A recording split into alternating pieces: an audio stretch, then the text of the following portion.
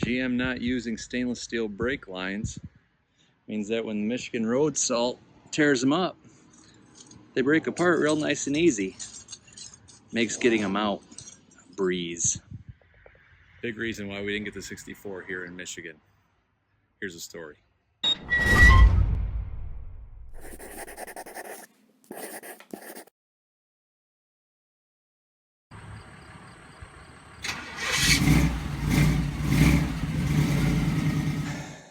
So my wife and I have a 1964 Chevy C10, and it's a truck that I've wanted. I've wanted it all through my teen years, and it's 64 to 66, about the same truck. And so we wanted one, and we looked for one, and like I say we, it's mostly me, but my wife was very gracious, and we decided to start saving up and looking for one. And so we actually were looking at different places, and we had seen some for sale out in California. And we live here in West Michigan and the Rust Belt, and so many things are absolutely terrible as far as just rust buckets. And so we actually saw one in Santa Cruz, and we flew all the way out there and go to look at it. I talked to the guy. I had looked at, got pictures of different things, and it looked like it was going to be a good deal. And it was drivable. We were going to drive it home, and I didn't feel like it was going to be too much of a risk. Get some tools, and if there's an issue, we'd fix it on the road. And so we get out there, we fly out, get a rental car, drive to Santa Cruz, and it's terrible. It's got Bondo all up in it, and I guess, I don't know if it's because the Santa Cruz being right on the coast, lots of salt, but I mean, it was not good. I mean, it was better than a lot of stuff that I see around here, but we flew all the way to California, and so as hard as it was, we took it for a test drive, and my wife and I just made the decision, no, we got to walk. And so we went back and gave the keys back to the guy, and took off, and spent a couple of days there before we're headed back, and just kept looking, and then we found another one, and we're like, well, we are not going to go back to California looking for something, and we'll try to go just south of us, maybe Tennessee or Mississippi, Alabama, or Texas, something like that. But I found another one, looked at it, and it was in the desert. It was in Bishop. So you go through Death Valley and you hit Lone Pine, just shoot north. I can't remember the number of the highway, but shoot north till you come to Bishop, and get there. And I talked to the guy, and we had it all set. We actually settled on a price, and we're gonna go pick the thing up, and as long as it was what we thought it was going to be. And so we get all the way out there. We pull into the driveway. So we fly into Vegas first, and then we stay the night in Pahrump, and I think that's how you say it. If I'm wrong, let me know. But so we stay in Pahrump, and the next morning take off and head through Death Valley, and then on to Bishop. And so we pull into the driveway at about the time that we had set. I can't remember what it was. It was 4 years ago now. And so we pull in, and I see the truck up on ramps, and I'm like, that is really odd. But who knows? Maybe the guy's changing the oil. I don't know. And so I walk up the driveway and walk into the backyard where the vehicle is, and he has kind of a lean-to onto his house, and he's got a bunch of cabinets up against the fence and countertop on them, and it doesn't rain near as much there, so everything just stays dry, and it's not like here in Michigan.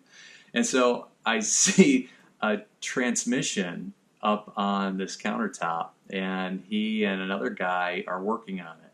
And so I asked, what's going on? And they said, well, the thing wasn't shifting right, and so we decided that we were just going to rebuild the transmission. I had already talked to the guy saying he said it was very drivable. He drove the truck all the time and had it for a while, and we were going to try to drive the thing home. We were going to drive through Kansas, on our way back through, because we hadn't been to Kansas before, so we're going to make a little bit of a road trip of it.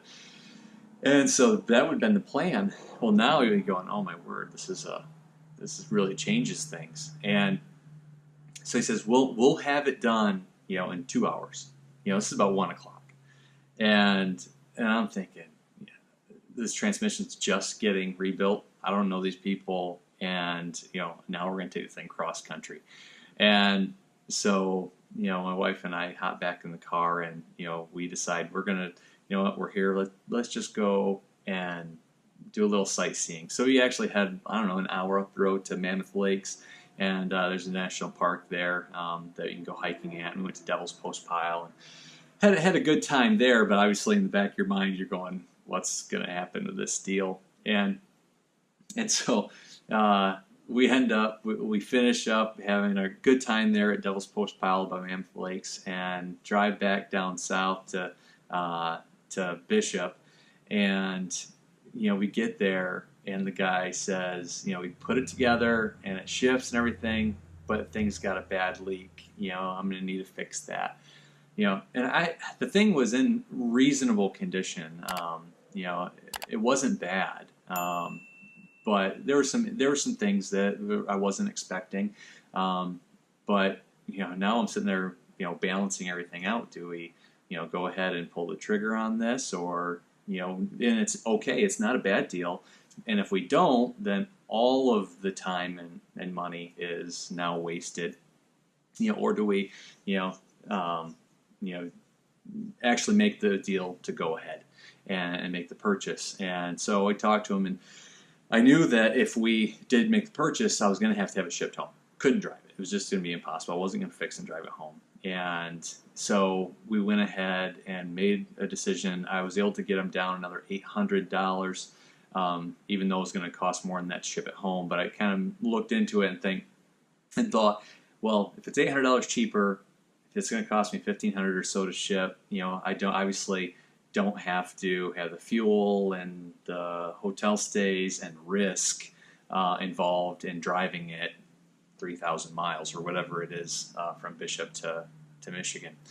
And so we went ahead, we made the purchase, got the title and bill of sale, and then looked into it, and it was actually going to be $1,700 or $1,800. I can't remember exactly what it was now, to get it shipped. It costs a little bit more even than LA, because LA they can just hit the highway.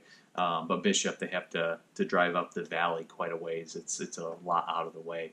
But we did get it, and they brought it home, or they brought it to our house, and he backed it off the truck, and then we immediately took it for a little bit of a test drive, and I do have video of that, so I'll pop the footage in right here. First drive. Whoa. Good. Don't get going too fast.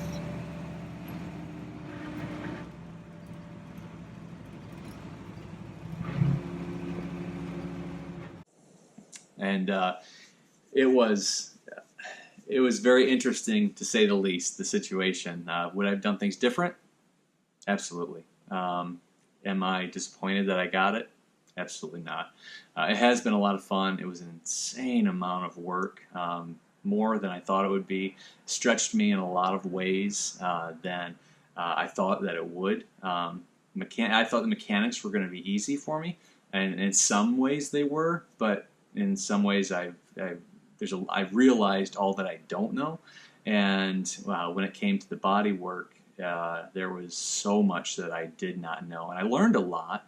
Then there's some things that on the truck that I'm not as pleased with, because I know that I could do better next time, because I did learn some lessons to do better the next time I would do something like this.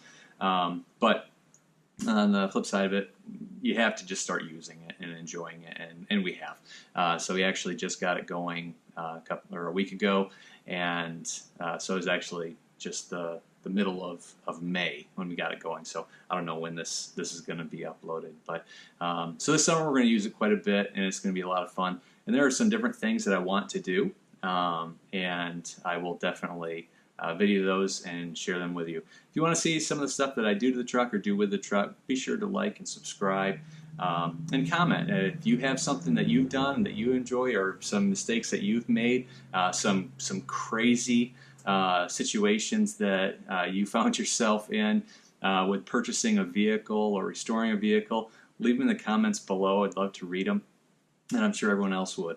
I know when I look at videos, I like looking at the comments and reading through them. So hope you enjoy it, and we'll see you in the next one. Bye.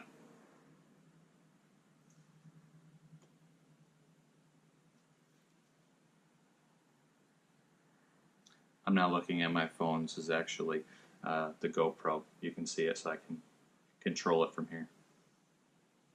Does it go in an infinity loop? We'll see. Bye.